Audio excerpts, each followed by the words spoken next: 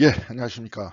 오늘 웨슬리 토파버기 마지막입니다. 이제 원래 저번 시간에 에, 제가 이제 홍천을 간다고 그리고 그래서 이제 이렇게 됐어요. 그러니까 어떤 거냐면 원래는 이제 그 계획이 없었으면 내일 이제 오프라인에서 만나고 오프라인에서 만나서 이제 이 내용에 대해서 전체적으로 정리를 하고 다음 달에는 이제 다음 달이 아니라 다음번에는 우리가 어떤 책을 읽을까 이제 그 내용을 이제 한번 하려고 그랬습니다. 제가 사실은 이제 그랬는데 안타깝게도 어, 이게 이제 안타깝다는 것보다 사실은 이제 제 딸의 전시회가 있어서 어쩔 수 없이 이제 이 여정을 끝내면은 이제 마지막으로 제가 이렇게 영상으로 하고 다음 주에 21일 날 이것도 역시 이제 교회가 행사가 있습니다. 클라블라에 행사가 있는데 그래도 우리가 식사를 마치고 그때도 이제 청소를 할 수 있을지 모르겠습니다. 근데 이제 여하튼 식사를 마치고 그때는 좀 잘 준비해서 마친 다음에 한 1시쯤에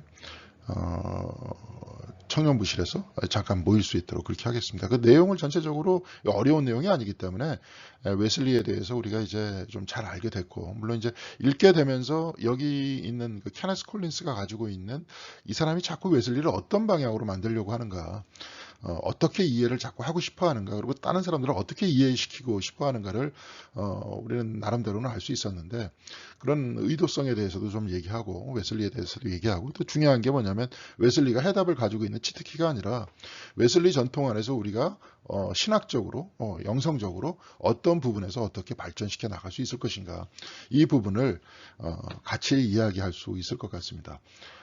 저 같은 경우는 이제 자꾸 이렇게 책 읽기를 하는 게 저는 여러 번 교회 생활을 하면서 이런 것들을 많이 느꼈습니다.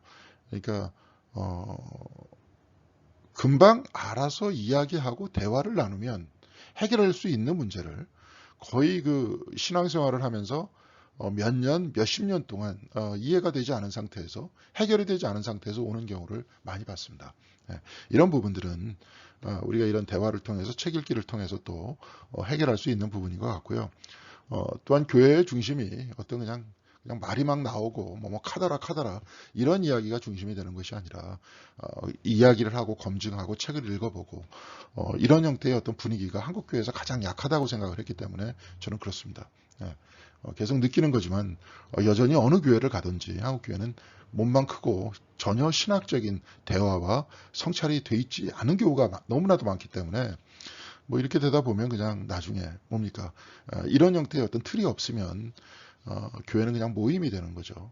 모임이 되는 거고 그냥 어떤 새로운 형태의 도전들이 나오든지 어떤 시련들이 오면 그냥 여기 쏠리고 저기 쏠리고 그럴 수밖에 없는 그런 상황으로 가기 때문에 이렇게 했습니다. 이제 앞으로 책은 물론 이제 웨슬리의 이해 관계된 책도 뭐 거의 한국 교회에서 누가 웨슬리 토파바기를 같이 읽으면서 했겠습니까? 안 했을 거예요. 안 할 겁니다. 그리고 특별히 다음번에 이제 김동학 장로님도 많이 말씀하셨고 저도 이제 언젠가는 역사적 예수에 관계된 특별히 이제 성경 자체를 그냥 그대로 보면서 역사 안에서 보면서 특별히 역사적 예수가 우리들한테 어떤 무엇을 가르쳐 주고 있는가 이 부분도 우리가 먼저 보고 그 다음에 해석의 역사를 보고 그 다음에 우리가 어떻게 예수를 이해를 했었던가 신학적으로 어떻게 이해했었던가 이런 부분도 전체적으로 살펴보는 것들이 옳을 것 같아서 아마 그 반경에 있는 책들을 좀 읽어보는 것도 좋을 것 같습니다. 저번에도 한번 말씀드렸지만 성서 안에서 폭력의 문제, 어떻게 성경을 읽어야 참된 그리스도인이 되는가? 이 내용 안에서 특별히 성경 안에서 나오는 죄에 대한 모든 문제는 사실 그 기본적인 이야기들이 다 폭력에 들어있다 하는 것들을 이야기하면서 폭력과 정반대의 삶, 예수 그리스도께서 가르쳐 주신 삶, 평화의 삶, 사랑의 삶이라는 게 과연 어떤 거냐 이런 것들을 굉장히 사실은 성경은 구체적으로 얘기했다. 근데 이제 이 이야기들이 교회를 통해서 내려오고 전통을 통해서 내려오니까 굉장히 죄라는 개념이 추상적이 되기 시작을 하고 이렇게 되기 시작하니까 한마디로 딱 얘기할 수도 없고 어떻게 우리가 이 죄성이라는 것들을 가지고 극복해 나가면서 영성생활, 신앙생활 해나갈 것인지 이게 잘 안 되잖아요. 그냥 죄인이다 죄인이다 얘기는 하는데 이것이 구체적으로 성서에서는 어떻게 얘기하고 있고 또한 전통에서 이것은 어떻게 해석 기록되고 있는지를 우리가 같이 읽어주면서 봐야 우리가 명확하게 알면서 신앙생활하고 또한 다른 분들도 이제 여기 인도자님들도 많으신데 그렇게 생활할 수 있지 않을까 좀 그렇게 생각을 합니다. 하여튼 여태까지 어려운 책들 또 존 웨슬리 톱파버기 이런 것들도 잘 읽으셨고 잘 참여해 주셨는데요. 이제 앞으로 우리가 어떻게 책을 읽어야 될 것인가, 무슨 책을 읽어야 될 것인가, 저도 나름대로 이제 계획들을 가지고 와서 다음 주에 한번 뵙도록 하겠습니다. 자, 이제 오늘 마지막 시간인데요. 사실 별 할 얘기 없습니다. 할 얘기가 없어요. 굉장히 짧게 끝날 내용이기 때문에 한 20분 정도, 25분 정도 내로 끝낼 수 있도록 그렇게 하겠습니다. 예, 그 여정을 끝내면인데요. 한마디로 이제 케네스 콜린스가 이 웨슬리의 전체 내용을 가지고 결론적인 이야기를 지금 하고 싶어 하는 겁니다. 그러니까 여태까지 했었던 모든 이야기를 종합하는데요. 그 부분은 계속되는 신학적 여정들이라는 섹션 안에서 나옵니다. 그러면서 이제 설교 중에서 이제 몇 군데를 이렇게 또 우리들에게 소개해 주고 있는데요. 결혼 예복 같은 거룩함, 이 이야기는 요한계시록에서 이제 사람들이 세마포를 입고 나오죠. 세마포를 입고 나온다는 것이 과연 무엇이냐? 세마포라는 것이 과연 어떤 거냐? 이 이야기가 성도들의 의냐, 그리스도의 의냐? 이제 이 부분에 대해서 설교를 통해서 얘기해 주는데요. 마치 우리가 이제 예전에 창조 형성을 얘기할 때 말씀에 대해서 얘기하면서 다바르를 얘기했던 것들을 기억하실 겁니다. 다바르가 이제 말씀인데. 이건 뭐냐면 하나의 어떤 에너지라고 이렇게 얘기했습니다. 에너지. 그러니까 하나님께서 말씀하셨다. 말씀을 그냥 이야기하고 우리가 끝나는 게 아니라 말씀은 에너지였다. 이게 이제 어떤 창세기 제1장에 하나님께서 말씀하시니 뭐가 생겼다. 이렇게 이해가 될 수도 있겠지만 그 말씀이라는 것은 그냥 명령, 어떤 왕의 명령으로 인해서 모든 피조물들이 생겨났다. 얘기할 수 있겠지만 그거보다 더 깊이 들어가면 일종의 다바르였다. 말씀에서 생겨가지고 끝나는 게 아니라 끊임없이 하나님과 소통하고 있다. 그러니까 지금 뭡니까? 지금 강물이 흐르고 있다. 내가 살아 숨쉬고 있다. 이 우주가 존재하고 있다. 이것은 말씀으로 인해서 이렇게 만들어졌는데 말씀으로 인해서 이렇게 만들어졌다. 여기서 하나님께서 말씀하시고 손 떼고 딴 데로 간 게 아니라 이건 이제 영지주의적 사고방식입니다. 하나님께서 만드시고 손 떼고 딴 데로 가 있다.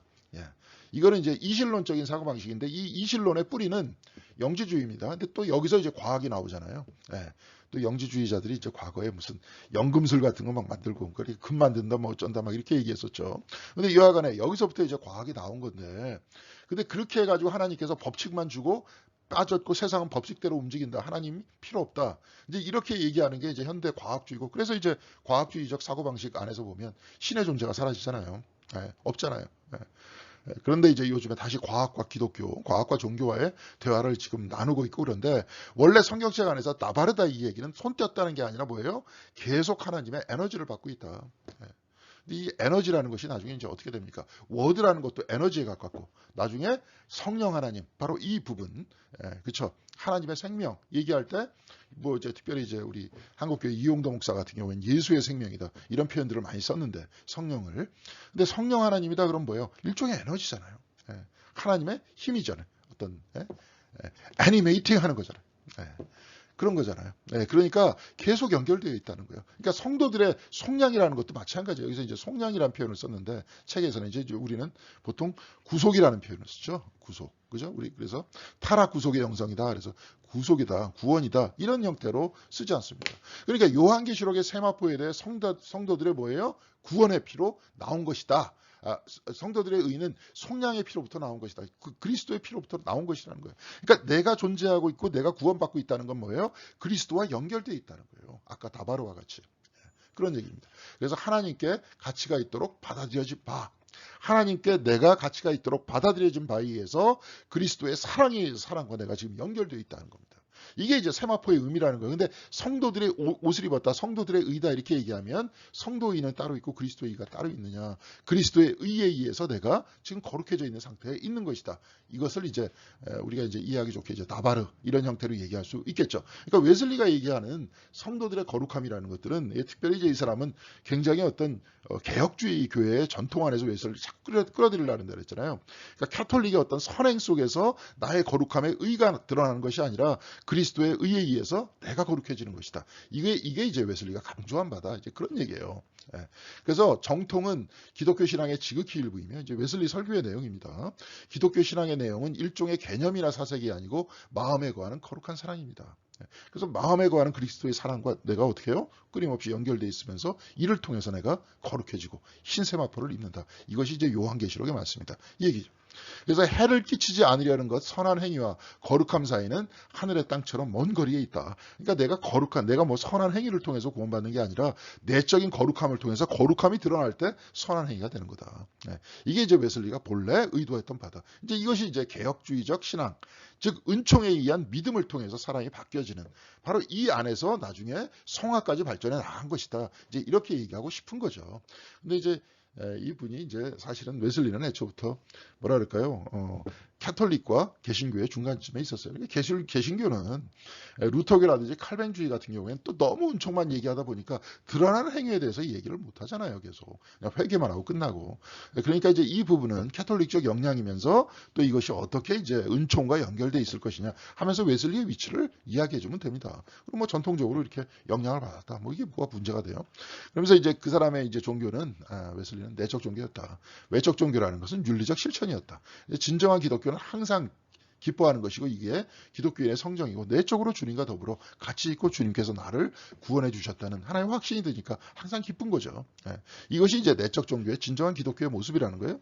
믿는 자들이 새로운 지각, 개념, 열정, 성정을 가지고 있지 않다면 그는 더 이상 그리스도인이 아니다. 그리스도와 내적으로 연결되어 있다는 건 뭐예요? 아까 그리스도의 의가 이게 속량에서부터 나한테 와서 예수와 연결되어 있다는 거예요. 그러니까 내적으로 연결되어 있지 않고 내가 분리됐고 따로 떨어져서 내가 떨어진 상태로 내가 뭐예요? 어떤 거룩함이 아니라 어떤 선한 행위를 하려고 하면 그것은 그리스도하고는 상관이 없다. 그렇죠. 그리스도와 연결되어 있어서 이것이 거룩한 행위로 나와야 된다. 이 말입니다. 그래서 그는 하나님 없는 삶에 대해서 이제 설교를 이렇게 했어요. 이게 뭐 어렵지 않은 내용입니다. 도덕성이란 외적 종교에만 속합니다. 도덕성이란 뭐 하나님 없는 삶, 하나님에 의해서 내가 변화돼서 그것이 도덕성으로 드러나야 된다 이런 얘기죠. 근데 외적 종교라는 것은 이제 외적인 하나의 실천이다 이런 얘기예요. 그러나 기독교가 아니고 존재할 수 있는 모든 도덕성, 정의, 자비, 진리는 그리스도의 기질을 가진 사람에게는 하나님의 시각에서 볼 때 별로 유익이 없다. 그리스도를 통한 정의해야 되고 그리스도를 통한 자비해야 되고 그리스도를 통한 진리해야 된다는 거예요. 그것이 내적 종교다. 내적 종교는 어디서부터 왔어요? 웨슬리 같은 경우 올더스게이트에서부터 온 거라는 거죠. 그래서 은총을 믿음으로 체험한 다음에 그것이 행위로 드러나야지. 이게 이제 그런 것들이 아닌 상태에서 외적인 종교, 외적인 정의, 외적 자비, 외적 진리는 그리스도와 상관없다. 또 그렇게 또 살 수도 있잖아요. 우리가 엄격하게 교리적으로 살면서 힘들지만 그럴 수도 있는데 그것은 그리스도하고는 상관이 없는 거다. 그래서 감리교의 목적은 영국교회 교인들, 모라비안 교도들, 칼뱅주의자들, 로마 캐톨릭 교인들 그 외 모든 살마가 아니라 사람들입니다. 죄송합니다. 아까 다 봤는데 사람들에게 거룩한 사랑의 놀라운 가치에 대해서 증언하는 것이다. 그래서 감리교회 회원들에게 국교를 떠나지 말고 사실 감리교가 전하려고 했던 것은 내적 종교로서 예수 그리스도를 만나서 내가 뭐 중생, 신생 막 이렇게 얘기하면서 뭐 교리적으로 얘기할 수 있지만 사실 한마디로 딱 얘기하면 뭐예요? 하나님께서 나를 사랑하신다는 거 아니야. 하나님께서 나를 사랑하신다는 이 체험이 내 안에 들어와서 이것이 행위가 되는 것. 이것이 이제 나중에 성화까지 연결이 되는 거지만 바로 이것을 지금 국교회에 있는 사람들 루터교에 있는 사람들 칼뱅주의자들한테 다 가르쳐야 된다. 웨슬리가 특별히 성화를 강조하면서 칼뱅주의자라든지 루터란 그쪽에 있는 사람들이 매일 똑같은 걸로 용서해달라고 회개 기도를 하더라. 행위 자체가 바뀌지 않더라. 그래서 행위에 대해서 강조를 하잖아요. 근데 그 강조하는 행위는 뭐예요? 내적 종교가 외적 종교로 확산되는 것. 내적으로 그리스도의 사랑이 내 안으로 들어와서 그것이 내 삶이 변화되는 것. 거기까지 계속 가야 되는 거예요. 거기까지 수행을 해야 되는 거예요. 이제 수행이다. 이렇게 얘기하는 게 뭡니까? 이게 성화죠. 이것도 뭐 이제 축적한 부의 위험에 대해서 이제 부에 대해서도 굉장히 조심해야 된다 이렇게 얘기했던 거예요. 그래서 우리 주님께서 여러분에게 금과 은보다 더 소중한 재능을 주셨습니다. 그러니 여러분이 처한 그 일터에서 구원의 상속자들을 섬기십시오. 더 큰 재능을 가지고 섬겨라. 금과 은에 너무 신경 쓰지 마라. 이제 이렇게 이제 목회에 대해서 우리나라는 그렇잖아요. 사실 미국에 있는 감리교 같은 경우에는 좀 교단에서 다 이제 목회자들 펜션 같은 거 다 해줘요. 그렇기 때문에 목회자들이 목회에 집중할 수 있죠. 좋게 얘기하면. 나쁘게 얘기하면 나중에 대충 할 수도 있다. 이제 이렇게 얘기할 수도 있겠지만 그렇게 또 하다 보니까 한국 교회에서는 목회자들이 자기 나중에 은퇴할 때 대책이 없지 않습니까? 그러니까 서로 큰 교회 가려고 그러고 뭐 어떻게 해서 좀 얻어내려고 그러고 그러는 거 아니에요. 사실은 이러다 보니까 목회에 집중을 못 하잖아요. 이 부분은 사실 감리교회 교단 안에서 또 교인들하고 같이 해결해야 될 그런 문제가 아닌가. 감리교 교단에서는 그건 뭐 합니까? 교단에서 이렇게 분담금은 계속 가져가는데 뭐 하는 거예요? 그래갖고 이제 물론 응급이라는 것들은 있죠. 뭐 감리교 응급이 있는데 그 응급 가지고 어떻게 삽니까? 이제 응급 최고로 받아봐야 80만 원인데. 지금 그렇습니다. 자, 노예제도에 관하여 웨슬리의 눈에는 노예제도를 계속 견지하는 것은 기독교인뿐 아니라 인간에게도 이제 걸림돌이 다. 노예제도도 명확하게 반대했다. 이제 그런 얘기입니다. 이미 다 우리가 아는 얘기고요. 이제 여기가 좀 이제 문제가 되는 거는 계속적인 신학적 주제들인데요. 뭐 문제가 되는 게 아니라 여태까지 우리가 배웠었던 한번 신학을 한번 정리해 보자 이겁니다. 웨슬리는 청교도 영성, 어머니가 이제 저기 청교도였었잖아요. 영국 국교의 정서, 아버지가 섞인 경건한 사제관에서 성장한 웨슬리는 자신이 속했던 영국 교회뿐 아니라 카톨릭에 살아있는 거룩한 전통을 사랑했다. 그러니까 이게 보니까 개방적이었던 거예요. 왜냐하면 이제 성공의 전통이라는 게 사실은 말로만 성공이지 이제 결혼하는 캐톨릭이잖아요. 그리고 교황이 없다 뿐이지 왕이라는 수장이 또 존재를 하고 또 모든 제도의 형태는 캐톨릭하고 진배가 없습니다. 예배 형태도 다 미사고요. 그래갖고 매주 이제 떡을 떼는 것이고요. 근데 이제 보니까 뭐 토마스 아케피스라든지 제레미 테일러라든지 이쪽은 이제 좀 어거스틴적 경건주의에 가까운 사람이고 제레미 테일러나 윌리엄 로는 좀 신비주의에 가까운 그런 사람들이에요. 그런 책을 어렸을 때부터 읽었었던 거예요. 이쪽이 뭐냐면 중세에 속했었던 그 서적들이었거든요. 윌리엄 로는 그렇지 않지만 왜 저 성공의 영역에 가깝든지 아니면 캐톨릭에 가깝든지 경건주의와 신비주의에 어렸을 때부터 굉장히 가까웠었던 사람이었던 거예요. 근데 그 가정에서 그런 책들이 있었고 그 책을 읽으면서 어렸을 때부터 자라왔다는 거예요. 그러면서 이 사람이 어렸을 때부터 보면 무슨 실천신학이라고 이렇게 얘기해요. 실천신학. 여기서는 이제 우리가 이 책 안에서 우리가 웨슬리 토파버그 안에서는 이거를 이제 실천신학이다 이렇게 얘기하는데 요즘 얘기는 실천신학이라는 건 뭐 예를 들어서 예배학이라든지 뭐 상담학이라든지 이런 얘기예요. 이런 형태의 실천신학이 아니라 요즘에는 뭐라 그럽니까? 영성이라고 얘기하잖아요. 거룩하게 내가 어떻게 살 것인가? 내가 어떻게 경건하게 살 것인가? 마음의 종교를 어떻게 외적으로 내 자신의 삶의 종교로 만들 것인가? 이게 이제 영성신학 아닙니까? 그러니까 사실은 이 사람은 영성신학자였던 거예요.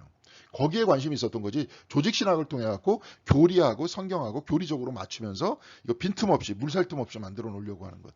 이런 쪽에 속하지도 않았고 성서신학을 통해 성서 자체를 분석하면서 이게 어떻게 원문에 가깝고 이 의도가 이것을 쓴 의도가 뭐고 뭐 때문에 이것을 썼느냐 아니면 어떤 사회적인 분위기 안에서 이런 말씀들이 나왔느냐 여기에 대해서 사실 관심이 있는 게 아니라 어떻게 경건하게 내가 살 것인가 여기에 관심이 있었다는 거예요. 그래서 여기서는 본래적인 그리스도인의 믿음으로 그를 깨우쳐줬고 그의 이상과 목적이 어떤 은총을 실현하느라 저거 얘기했는데 이 얘기는 이게 뭡니까 이 사람 이게 뭐예요? 케네스 콜린스의 그냥 해석일 뿐이고, 이거 쭉 보면 저같이 영성신학 공부한 사람들 딱 보입니다. 이 사람의 이야기가 경건의 삶이었구나. 결국은. 이게 영적 삶이었구나. 이런 얘기죠. 자, 이런 것들을 이제 자기가 그렇게 살려고 노력들을 많이 했다는 거예요. 근데 나중에 모라비안과 만나죠. 영국에서 조지아주로 배 타고 이렇게 가고 있는데, 그때 당시에는 이제 돛담배였으니까 그 얼마나 위험했겠어요. 또 이제 미국으로 한번 바다 건너 간다는 게 목숨 걸고 가는 거였는데, 지금이야 비행기 타면 금방이지만. 그래가지고 모라비안과 이제 만남을 가지면서 본인은 굉장히 흔들리는 뱃속에서 겁이 났는데 모라비안들은 다 찬송을 부르고 있더라. 저게 과연 뭐냐. 근데 잘 모르고 있다가 이제 하여튼 인상을 많이 받았어요. 그러다가 이제 조지아 목회를 실패하죠. 실패하면서 미국에서 영국으로 1738년에 들어오는데 페터 벨러라는 사람이 이제 다 배웠습니다. 그 사람이 이제 모라비안이었는데 이제 그 사람을 통해서 행위 중심의 웨슬리의 신앙. 보니까 이제 캐톨릭 영성을 토마스 아켄피스, 제레미 테일러, 윌리엄 로와 같은 이 신비주의자들은 사실은 내적으로 하나님과 만났었던 사람이었는데 이 사람이 이제 물론 청교도 영성이 있었고 영국 국교의 영성이 있었지만 이 사람은 주로 그들의 어떤 경건의 삶의 방식에 대해서 관심을 많이 가졌고 행위에 대해서 관심을 많이 가졌었던 거예요. 인간이. 그러니까 나름대로 열심히 노력해서 하나님과 닮아가는 그 삶에 대해서 얘기를 했었는데 그런데 이제 칭의와 중생에 관련하여 하나님의 은혜를 피터 벨러를 통해서 배웠다는 거예요. 루터란의 어떤 나름대로의 영성을 배웠지만 이 사람은 모라비안이었기 때문에 모라비안은 루터 이전의 은총에 대한 어떤 경험, 은총에 대한 경험을 다 얘기했던 게 무슨 개신교만의 그 얘기가 아니라 그들이 다 신비주의자였던 거예요. 그 웨슬리 같은 경우에는 어거스틴 수도의 안에 있었던 수도사였잖아요. 그래서 내적으로 하나님이 임재하시는 걸 만나는 체험을 하지 않습니까? 이런 내적 체험이라는 것들이 다 이제 신비적인 체험이고, 이 신비적 체험이 이제 교회 안에만 머물러 있느냐? 그렇지 않다. 교회 밖에서도 내가 하나님을 만날 수 있고 체험할 수 있다. 이런 부분이 이제 자꾸 그 사람들이 얘기하다 보니까 조직교회, 그러니까 로마 캐톨릭 교회 같은 그런 교회에서는 싫어할 거 아닙니까? 예? 그러니까 다 사제가 중심이 돼가지고 거기서 모든 것들이 집전이 돼야 되는데 바깥에서도 하나님 만날 수 있다. 이렇게 체험 중심으로 자꾸 얘기하니까 그런 얘기 아니야. 그러니까 여하간에 그렇게 하다 보니까 나중에 이제 개신교 운동이 일어났던 겁니다. 개신교 운동이 일어났던 건데, 그래서 이제 이렇게 피터 벨러의 이야기를 듣죠. 칭의와 중생에 관해서 하나님께서 나를 의롭다 하시는 그 체험을 내가 가져야 된다. 그 믿음을 통해서 이제 이런 이야기를 듣는데, 1738년 5월 24일 올더스게이트에 이제 개신교적 회심이 있죠. 루터의 서문을 모라비안 사람들이 읽는 것을 보면서 갑자기 마음이 뜨거워지는 것을 느꼈다. 이렇게 얘기하잖아요. 그러면서 이제 1741년 이후에 이제 신학적인 조정이 필요하다가요. 이후에 부흥 운동을 통해 칭의와 중생이 오직 믿음으로, 성화까지도 믿음으로라고 이야기를 하고요. 여태까지 본인의 어떤 행위에 의해서 억지로 경건하게 살려고 그랬다가 갑자기 주님께서 나를 사랑하신다는 것을 내가 마음속으로 체험하면서 믿음으로 내가 그렇게 살게 되는데, 믿음으로 내가 이제 그것을 믿고 살아가는데 그치지 않고 내 자신의 어떤 삶도 경건하고 거룩해지는 것으로 사는 것도 역시 마찬가지로 뭐예요? 믿음을 통해서 나온다. 하나님의 은총을 통해서 나온다. 은총을 받아들이는 것을 통해서 나의 행위까지도 거룩해진다. 이렇게 얘기했다는 겁니다. 이걸 특별히 이제 강조를 해요. 근데 내가 볼 때는 이거는 이제 케네스 콜린스가 이렇게 강조하는 거지, 제가 볼 때는 이것이 이제 캐톨릭적 전통에 있어갖고 순서가 뒤바뀐 거다. 예전에는 순서가 내가 옳은 행위를 통해서 하다 보면 하나님께서 주신다고 생각했는데, 이제는 주시는 은총에 의해서 내 자신의 삶이 바뀌고 그 다음에 성화의 길까지 나아갈 수 있게 됐다. 성화의 길로 나아가기 위해서는 뭐가 필요하다고 했어요? 웨슬리 같은 경우에는 그 율법이 필요하다고 했잖아요. 그래서 율법을 성경책에서 어떻게 우리가 던져버릴 수 없지 않느냐. 성경책 안에 있다. 그러다 보니까 우리가 내적으로 변화하고 율법적 삶을 살아나가야 된다. 이런 이야기잖아요. 그래서 경건의 삶을 살아나가야 된다. 근데 이 모든 그 과정도 하나님께서 주신 것이다. 그렇게 주심으로써 우리의 마음만 거룩해지는 것이 아니라 우리의 행동도 거룩해지자. 이제 이런 이야기입니다. 그래서 바로 이것을 온전한 거룩함이라, 성화를. 칭의와 온전한 성화, 그러니까 온전한 거룩함은 웨슬리 구원의 이제 핵심이 되는 거죠. 그래서 실천까지도 들어가는 겁니다. 웨슬리 신앙이라는 거는. 그래서 성화도 은총이니 점진적 인간의 노력일 수도 있겠지만 이제 캐톨릭적으로 현재 즉각적이기도 한다는 거예요. 즉각적으로 난 이렇게 살면 안 되겠다 하는 것도 마음에 확 와닿기도 한다는 거예요. 그렇죠. 여러분들도 그렇잖아요. 계속 신앙생활 하다 보니까 야, 내가 이렇게 살면 안 돼. 이렇게 행동하면 안 돼. 그러다 보니까 이 성화라는 것도 즉각적일 수 있다는 거죠. 그래서 놀라운 믿음이 거룩한 성정으로 다시 자라나는 것이 이제 성화입니다. 그래서 성정으로 자라나서 내 마음도 바뀌고 내 삶도 바뀐다는 거예요. 그런 면에서 완전이라는 겁니다. 그리스도인의 완전이라는 것은 내적인 것, 외적인 것까지 같이 바뀌고 변화하는 것이고, 1차적인 것은 내적으로 하나님을 만나야 된다. 이런 얘기입니다. 이런 부분이 이제 사실은 웨슬리의 신학적 틀이고요. 이 다음부터는 이제 이걸 다양하게 응용할 수 있는 거죠. 이 웨슬리 전통을. 카톨릭과는 달리 감리교회는 그리스도인의 확신이 하나님의 아들, 딸과 공통된 특권이며 교회의 울타리 안과 밖의 다양한 현장에서 성례전을 통해 할 수 있다고 다 가르쳤어요. 교회 안과 밖을. 이게 캐톨릭에서는 싫어하는 거죠. 성공의 국교회 안에서도 싫어하는 거죠. 교회 바깥에서도 할 수 있다라고 얘기하기 때문에. 이처럼 양심을 넘어 성령의 열매들인 구원받은 영혼을 향한 직접적인 성령의 증거로 성령의 열매를 인정하는 것을 캐톨릭교에서는 신비주의로 비춰졌다는 거예요. 네가 가서 네가 직접적으로 하나님과 만나고 직접적으로 만나가지고 직접적으로 또한 실천하고 막 이러니까 교회의 사제는 필요 없어지지 않느냐.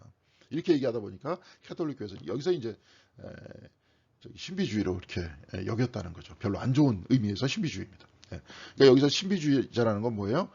교회의 권위를 부인하는 사람, 이렇게 됐던 거죠. 근데 뭡니까? 루터가 얘기했던 오직 은총으로, 오직 믿음으로, 이게 뭡니까? 내 은총과 믿음이라는 것은 나한테 주어지는 하나님의 은혜고 그 은혜를 내가 붙드는 거 아니야. 성경도 과거에 캐톨릭 사제들이 그냥 라틴어로 읽어주는 게 아니라 이제 내가 독일어로 된 성경을, 즉 우리말로 된 성경을 우리가 읽는다, 이런 얘기 아니에요. 이런 모든 모습들이 캐톨릭의 모습, 입장에서 온 거예요. 신비주의로 보이는 거죠. 신비주의로 비춰지는 거죠.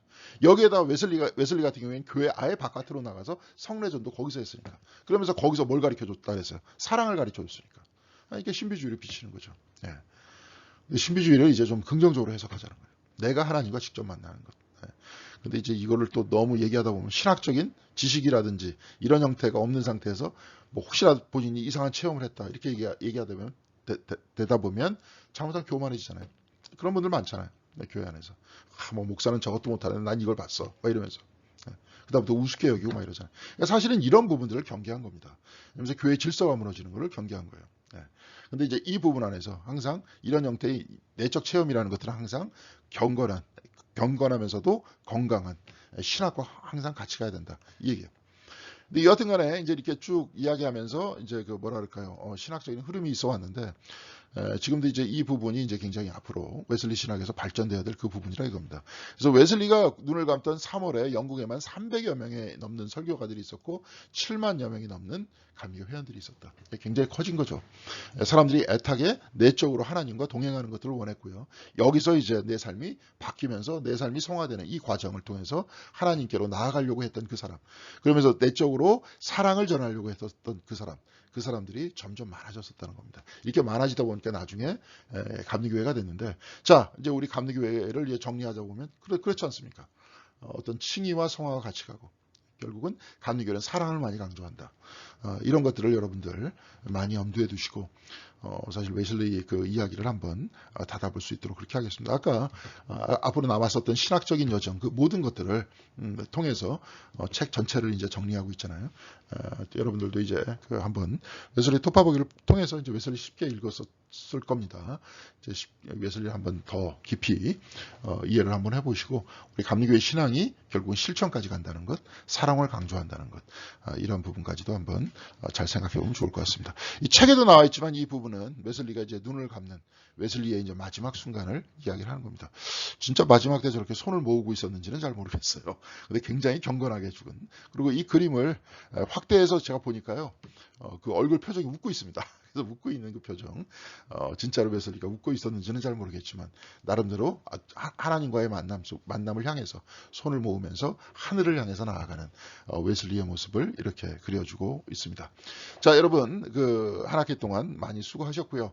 다음 주에 청년부실에서 1시에 모일 수 있도록 그렇게 하겠습니다. 저도 책을 좀 들고 와서 책을 소개하고 앞으로 몇 가지 한 1년 정도의 커리큘럼을 짜와서 여러분들과 같이 읽을 그런 내용들을 나눌 수 있도록 그렇게 하겠습니다.